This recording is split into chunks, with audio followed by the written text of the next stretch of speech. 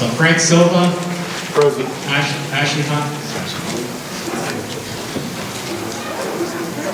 Reset.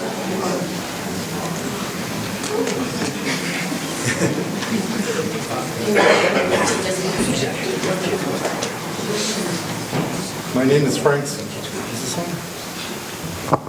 Hi, my name is Frank Silva, Madam Chairman, members of the committee. In regards to this whole project, I have been to numerous meetings, and I've met Mr. Nyland myself, and I've been in 2 different town meetings and so forth. And in this process, we've been told that this is the concept stage, pre-application, and with that brings us very little information. Even though there's a 471-page application, it's not very definitive. There's a lot more work that has to come out of it, and you've instructed approximately 12 agencies to come up with these reports. Now, our next hearing is May 23rd. There's no way that we're going to get all this information back to us so that we can come out and have a public comment that would be concise enough to be able to rebut some of the information or our concerns. So it does concern me considerably that perhaps maybe the May 23rd needs to be moved out further or to have more meetings. Don't let it bend you. And then, with that being said, I know September is going to be coming around. It will come around rather quickly. And with that being said, it's going to be held in Warwick, where this plant is going to be held right here in Burrillville if it does go through. I mean, it is a concern for us. And I would think that that last meeting should be up here in Burrillville. It will be...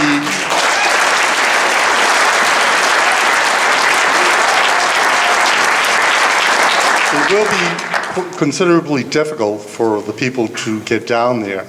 I'm sure that this group is going to grow much larger over time, and there'll be more questions, and we need the answers to them. And once we have these answers, we will like to comment on them and bring them forward to your committee. So with that being said, next, I do have a concern. I live approximately 3/4 of a mile away.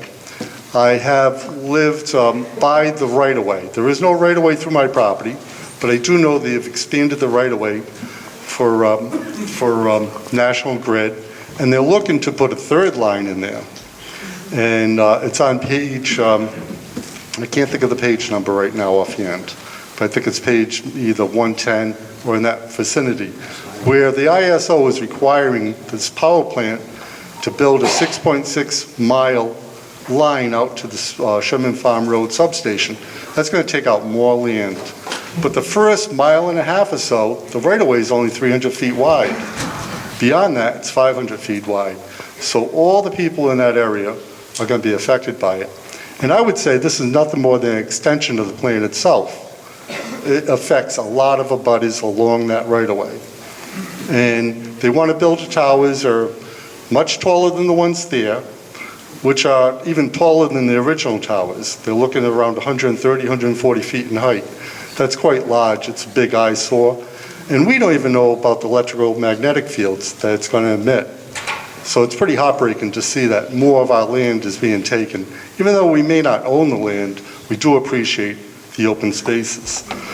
Now, quickly on the MTBE, I was told that Santa Monica, California, by Mr. Nyland was a success story. And in fact, it was, okay? But it wasn't the doing of a power company.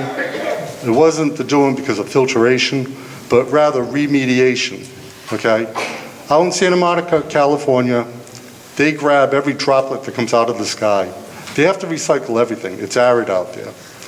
And they have big holding reservoirs underground. They had one of their wells contaminated back about 14 years ago, and it was a rate of 700 parts per billion. They shut the wells down, 2 of the wells, and they immediately went searching for the source of the MTBE, and they found 3 gas stations.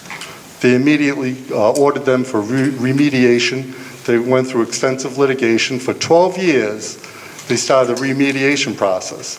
So the pollutants were heading towards a well, but in 12 years, it retracted back towards the original source. And through remediation, they're able to pull the pollutants, much of it out of the ground. So while the wells were deactivated, 14 years later, they brought them back online, and they found that one of the wells was producing 3 to 5 parts per billion. At that point, their granulated carbon system was able to remove it down to a point less than 1 part per billion, which made it suitable for them to be able to bring it back online and supply fresh water back to the community, of which they originally lost 85% of their water source. The other well, it's going to take about 5 years.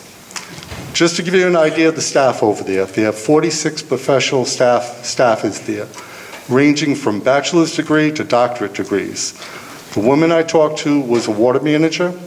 She ran the department, and she's an environmental chemist, and her name is Marion Cordessa. So thank you for this time to be able to express all these things. There's so much to learn, and hopefully you can help us out. And certainly if there was any MTB in this, we wouldn't drink it, okay? Just to give you an idea, we wouldn't bathe in it either.